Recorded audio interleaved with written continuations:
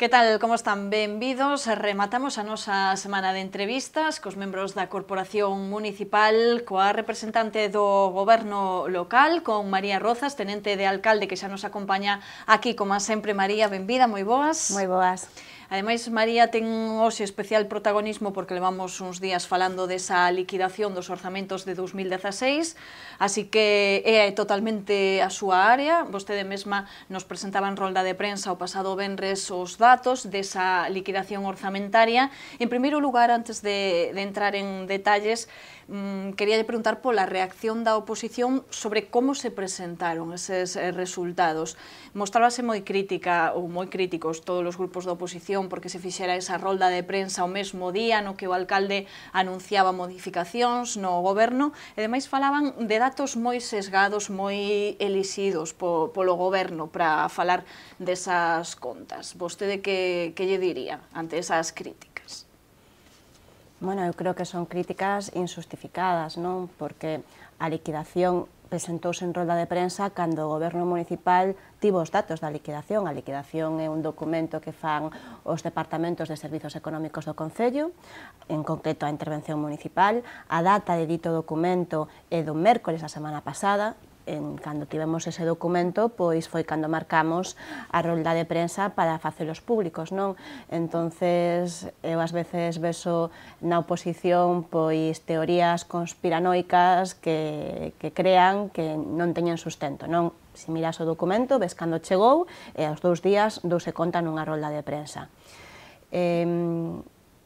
Sobre a outra cuestión, sobre a oposición e esa crítica de falta de transparencia, repito, o venres presentouse en rolda de prensa, o luns pola tarde publicouse na página web do Concello. É o procedimento habitual como todos os anos, non? De feito, se miramos anos anteriores, a tardanza en publicar os datos na página web do Concello é moito máis amplia. Aquí foi presentouse un venres, o luns pola tarde estábase trasladando a plataforma web. Ben, porque efectivamente dentro desas críticas da oposición falaban desa falta de transparencia a que vostede se refería precisamente por esa maneira de presentalos. Eles falaban desa rolda de prensa de que tardaron moito en colgar os datos ou en que a oposición pudera acceder a eses resultados. Explicada queda esta cuestión, ímonos adentrar xa en máis detalles. Eses resultados da liquidación orzamentaria daban, en primeiro lugar, por poñer un dato, 7,9 millóns de euros de superávit. Vostedes presentaronno como algo positivo, son cartos que se van poder investir agora noutras cuestións por decidir, pero para a oposición non é un dato nada positivo. Eles falan de que se hai este remanente é porque non se xestionou ben e non se executaron ben eses orzamentos.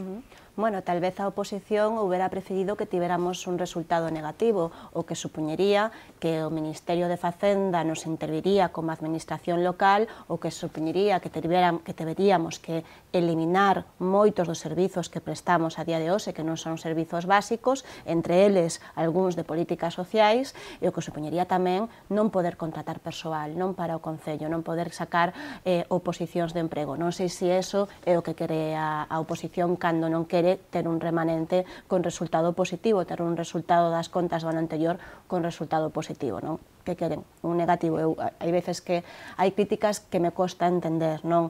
E sobre todo, cando se facemos un análise global, non só do Concello de Santiago, senón de todos os concellos e ayuntamentos de España, vemos que aqueles que demostran ter unha mellor solvencia económica son os que teñen un resultado positivo, non? Porque a normativa actual, pois, busca eso, fomenta eso, non? Tens que ter certa estabilidade e certo equilibrio. Son as modificacións que se fixeron durante os últimos anos. O Concello de Vigo ten resultado positivo, o Concello de Pontevedra tamén ten un remanente gobernado polo Bloque Nacionalista Galego, de feito, ten un remanente superior que o de Santiago. Bueno, eu creo que ter un resultado positivo é un bo resultado, porque se tiveramos negativo estábamos metidos en un grande problema, estaríamos, como decía antes, intervidos, estaríamos facendo recortes, políticas de axuste, estaríamos non podendo sacar ofertas de emprego como estamos sacando agora, procesos de selección e ofertas de emprego que durante moito tempo estiveron paradas, estaríamos nunha situación que xa viviu o Concello de Santiago co Partido Popular no 2012. Non é iso que queremos para o noso Concello. A liquidación, o resultado da liquidación, pois ten luces e sombras, tamén hai que facer autocrítica, e a fixemos na rolda de prensa en todas as declaracións. Ten datos positivos e ten datos que non son tan positivos, non? Por un lado, ten eses 7,9 millóns de euros de superávit, de resultado positivo que nos permite destinar a outros gastos, a necesidades do Concello. Que non sei se están decididos eses gastos, ainda están por decidir. Eso ainda está por decidir, é un expediente no que estamos traballando estes días, e nas próximas semanas o faremos público. Temos unhas limitacións que nos pon a Lei Montoro e o Partido Popular do Estado de a que se pode destinar, non se pode destinar a calquer tipo de gasto, pero xa falaremos deso nas próximas semanas. Como decía, temos ese resultado positivo, 7,9 millóns de euros, que é a suma non só do resultado do Concello, senón dos organismos dependientes do Concello, o Auditorio de Galicia, a Sociedade Incolsa, a Sociedade de Turismo.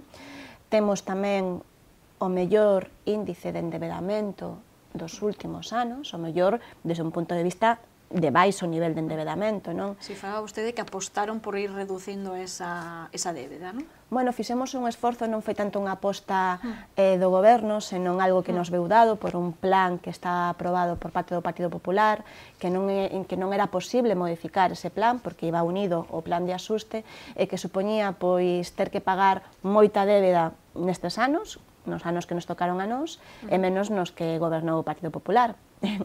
Vai un pouco en contrario con eso que nos queren transmitir ás veces de hai que amortizar débeda, de que hai que pagar as débedas bancarias de vos xestores, pois eles fixeron un plan totalmente diferente, legítimo tamén, pero diferente para Santiago, non? Nos amortizamos débeda, estamos nos niveles máis baixos do Concello de Santiago na súa historia. Cando nos chegamos ao goberno había 47 millóns de euros de débeda bancaria, agora está menos de 36, eso é o resultado actual. Ademais, este esforzo que fixemos permítenos aforrar intereses futuros, porque parte destas débedas bancarias que tiña contraído o Concello de Santiago son débedas do 2001, do 2002, son dos tipos de interés, son dos xuros, son moi elevados, son tipos fixos moi elevados, estamos a pagar uns intereses que a día de hoxe non teñen sentido, porque agora mesmo está a cero o tipo de interese, non? Entonces, nos permite aforrar centos de miles de euros en intereses en anos futuros, o cal é un bo saneamento para as nosas contas, non? É un dato positivo que cada vez as contas de Santiago teñen menos débeda con entidades bancarias. E outro dato positivo tamén é esa aposta que fixemos nos orzamentos, que se ve reflexada na liquidación polo mantemento. Recordemos que durante os primeiros meses de goberno, durante o 2015, era unha queixa habitual, unha demanda habitual, tapar as fochancas. A cidade estaba nun estado lamentable, con moitísimas fochancas, con moitísimos problemas de mantemento, e isto foi a reclamación habitual durante os primeiros meses, durante os primeiros 6 meses do goberno, que chegamos a metade do 2015, non? Con os orzamentos aprobados. E a aposta que se fixo no orzamento do 2016, onde se reduciu bastante o que se considera grandes obras ou investimentos, a aposta que se fixo é por ese mantemento, por ter as nosas rúas, os nosos viais en boas condicións, en condicións que permitarán a xente transitar polas rúas sen ter risco de ter accidentes e que este a cidade en boas condicións, non tanto seguir facendo infraestructuras, senón que o que xa temos, non só viais, tamén instalacións deportivas, educativas, oficinas, que estean en boas condicións, non ese... Eu creo que fixemos, sempre digo, fixemos noso ese logo do consorcio de fai moitos anos de manter e querer, quer dizer, a cidade ten que estar en boas condicións. Houve unha aposta nos orzamentos, máis que se duplicou o orzamento que normalmente se destinaba a mantemento, executamos un 90 e pico %. As sombras, pois as sombras, esa remato, esa execución dos investimentos que cada ano, cando se presenta a liquidación, cando se presentan as contas, é noticia, e que cada ano a noticia é un resultado malo. Sempre así, non? Aos que levades a prensa local, aos que levades os medios de comunicación local, pois sabedes que todos os anos, cando se presenta a liquidación, é a crítica, o nivel de execución de investimentos. O foco de atención un pouco, non? O foco de atención é onde van as críticas, porque sempre é un nivel de execución pois baixo dos investimentos. Investimentos, non todo orzamento, que ás veces dá lugar a engano, non? E ás veces paran os veciños pola rúa, a min me pasado esta semana, como só executástedes pois esta porcentaxe do orzamento? Un 22% Un neste 22%, non é de orzamento, é de inversións, de obras. E por que só se executou un 22%? Bueno, pois por algo que levase dicindo moito tempo, que é un problema estrutural que ten o Concello a hora de tramitar pois as obras, na tramitación administrativa que fai que vaya máis lento do esperado, non é algo novo que nos pasara pois este ano, o ano pasado foi un 27%, o ano 2014 do Partido Popular, cando presentaron as contas, foi un 21%, a execución máis alta que se conseguiu na historia do Concello de Santiago é un 32%, que non é motivo de orgullo, non? Entonces, aí hai un problema estrutural, por suposto, e nos obriga, hai que facer autocrítica, nos obriga a mirar onde están os problemas, como se poden solucionar. Hoxe mesmo presentamos pois unha proposta que se acordou en Xunta de Goberno de administración electrónica, que un dos obxectivos tamén é facilitar os fluxos internos e facilitar pois a tramitación administrativa de expedientes como poden ser os de investimentos. E ademais, este ano tivemos o engadido de que tiñamos máis do 50% do noso orzamento de investimentos vinculado a fondos europeos, a subvencións de outras administracións, non? O orzamento de investimentos do 2016 eran 6 millóns de euros, 6.700.000 euros, e tiñamos só coa EDUSI, cos fondos europeos da EDUSI, que aínda nos acaba de utilizar o Ministerio esta semana, tiñamos máis de 3 millóns de euros. Así, é imposible que dea un bo resultado, non? Bueno, que quedaron sen executar eses fondos porque non chegaron. Esta mesma mañá en Xunta de Goberno anunciaba na rolda de prensa, onde dá conta dos acordos da Xunta de Goberno, anunciaba o alcalde que por fin xa poden dispoñer deses fondos que ademais tamén son unha parte importante destes orzamentos actuais do 2017. Polo tanto, pódense dispoñer deles, pero tamén hai pouco tempo. Parece que, non sei, vai lenta a cousa cos fondos da EDUSI. A EDUSI que é a Estrategia de Desenvolvemento Urbano Sostible, que sempre dicimos isto por se alguén anda perdido. Que vai pasar agora con eses fondos? Agora que xa están dispoñibles, pero aínda hai moitos trámites que pasar.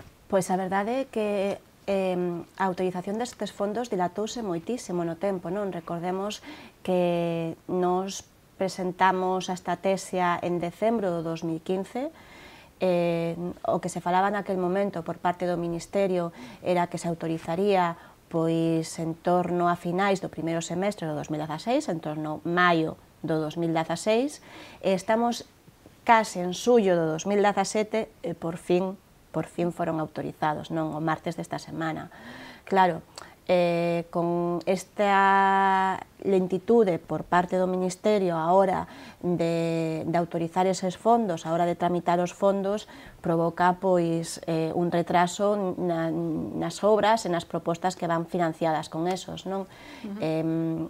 Agora temos luz verde, desde o os aprobamos na Xunta de Goberno, o martes tivemos a resposta oficial do Ministerio, temos luz verde e toca comezar toda a tramitación administrativa para ir licitando, temos as prioridades marcadas, sempre dixemos que a primeira prioridade ia ser as obras de Castrondouro, unha demanda da veciñanza desde fai bastante tempo e unha obra ambiciosa de 3 millóns de euros, pero estamos en xullo, perdimos un ano, perdimos 6 meses, o ano anterior e 6 meses que podíamos ter avanzado en esta obra tan necesaria para os veciños, non? Pero, bueno, non hai que mirar, agora hai que mirar para adiante, esperamos que o Ministerio agora actúe con máis rapidez, non? Tamén é certo que tivemos unha situación bastante atípica no Goberno do Estado, onde fomos a varias eleccións, estivo un goberno provisional, entonces isto tivolle que afectar a calquer tipo de acción, non? Fomos perxudicados por eso.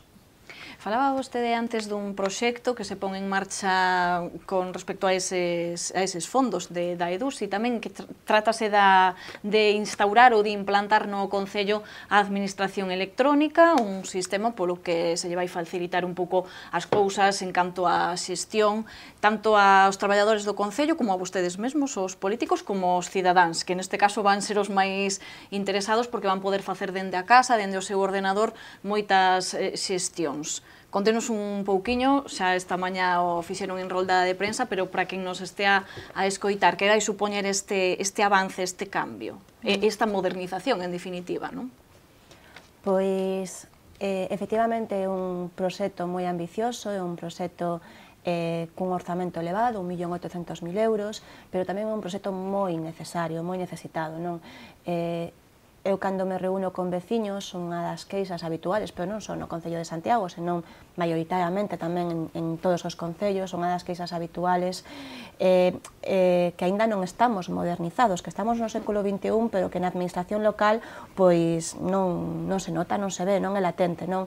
Para facer moitos dos trámites é necesario pois ir presencialmente á oficina correspondente, utilizar formularios en papel, volver a ir pedindo horas no traballo, pedindo tempo no traballo, que na época na que vivimos, a época de telemática, a época de internet, non parece que isto teña moito encaixe, non? Entón, é unha demanda importante e, ademais, unha demanda tamén no sentido que existe de que a administración teña que ser máis áxil, que dé a resposta de forma máis rápida, non? Que un trámite administrativo, pedir unha licencia urbanística, pedir calquer cousa relacionada, calquera cuestión relacionada con impostos ou xestión tributaria, pois que sexa áxil, non? Que sexa áxil e que tamén os veciños pois podan ter información de forma instantánea, non automática. Vivimos nesa época e toca que as administracións locais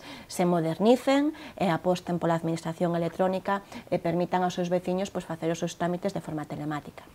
Isto é o que se busca con este proxecto que se aprobou hoxe, aprobouse o inicio da licitación, 1.800.000 euros, enfocado a que os veciños podan facer os seus trámites de pagar recibos de forma telemática, podan consultar calquer tipo de expediente que abriran desde unha licencia urbanística, unha queixa para o Concello, unha pregunta, unha dúbida, podan consultar en que situación está, podan consultar en que departamento está e podan ter todas as noticias pois de forma telemática.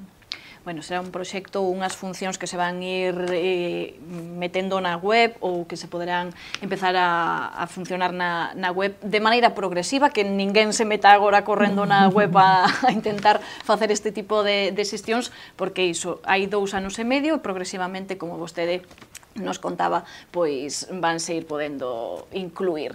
E non quería deixar pasar a entrevista sen preguntarlle por eses cambios no goberno que anunciaba o alcalde o pasado venres e dos que temos falado moito coa oposición. A oposición ve cambios que non significan moito, un simple traspaso de algunhas competencias dun concelleiro a outro, dun departamento a outro, pero que non teñen moito peso, digamos. Vostedes como recibiron os concelleiros? E que nos podería dicir que pode significar este tipo de reestruturación no goberno? Pode funcionar mellor ou había algo que funcionaba mal? O obxectivo é ese, o obxectivo é funcionar mellor, non? Os cambios sempre son para ir a mellor. Tiña un obxectivo a reestruturación do goberno e sempre se dixo así. Había certas áreas que estaban pois sobrecargadas, que eran macroáreas, non? Tamén é certo que gobernamos en minoría, somos a primeiro goberno que goberna en minoría e que entonces o marxe de manobra para facer reestruturacións é moito menor, non? Pero había grandes áreas que necesitaban pois delegar algunhas competencias, non? A propia área do alcalde era a primeira vez que un alcalde de Santiago tiña asumida ese nivel de competencias, non?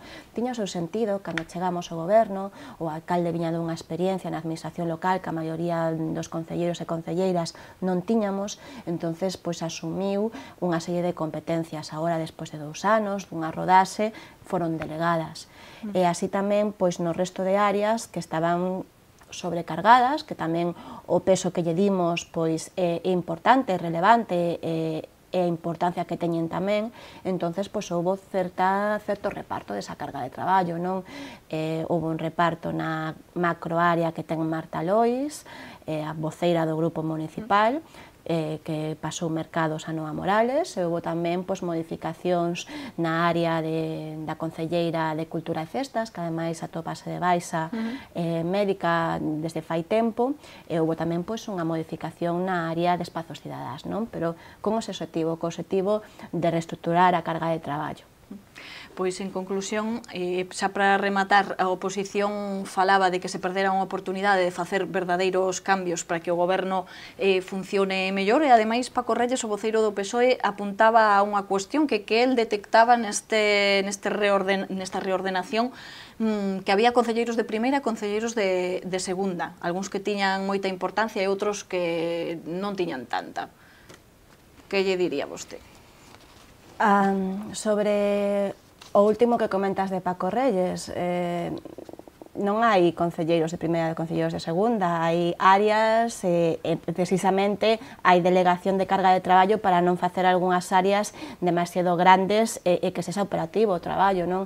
Pero se temos que falar de concelleiros de primeira ou concelleiros de segunda, eu recordo gobernos do Concello de Santiago co señor Bugallo, Partido Socialista, o mesmo que o de Paco Reyes, onde sí, claramente, había concellerías que eran marías, non? Agora mesmo temos concellerías no equipo do goberno que serían 3 ou 4 concellerías da época de Bugallo. Hai algún concelleiro que leva, pois, o que antes levaban 4 concelleiros. Entonces, non sei se aí o subconsciente ao voceiro do Partido Socialista fixolle unha mala pasada, non, unha mala xogada. Sobre a outra cuestión que comentas, somos, como decía antes, somos 10 concelleiros no goberno, unha das concelleiras está de baixa, non había moita marxa de manobra, pero sí que houve un convite a dous grupos da oposición para que formaran parte do goberno e así, pois, a reestruturación sería moito máis doada, non? Porque seríamos máis xente a asumir competencias. Pois ese convite polo Bloque Nacionalista Galego, polo Partido Socialista, non se tivo a ben aceptar, entonces, pois, entre 10 persoas, co mesmo número de persoas e o mesmo número de competencias, pois non é tan doado reestruturar, non? Ben, pois aquí queda clara esa análise desa reestruturación e de todos os asuntos que, como dicíamos, nos viñeron ocupando nos últimos días. Aquí rematamos, María, como sempre, agradecerlle que estivera con nos no preguntoiro respondendo ás nosas preguntas. Graciñas. Moitas gracias, Silvia. E nos deixámolo aquí, rematamos esta ronda de entrevistas, continuaremos na semana que ven, como sempre, con máis preguntoiros. Graciñas a vostedes tamén por acompañarnos.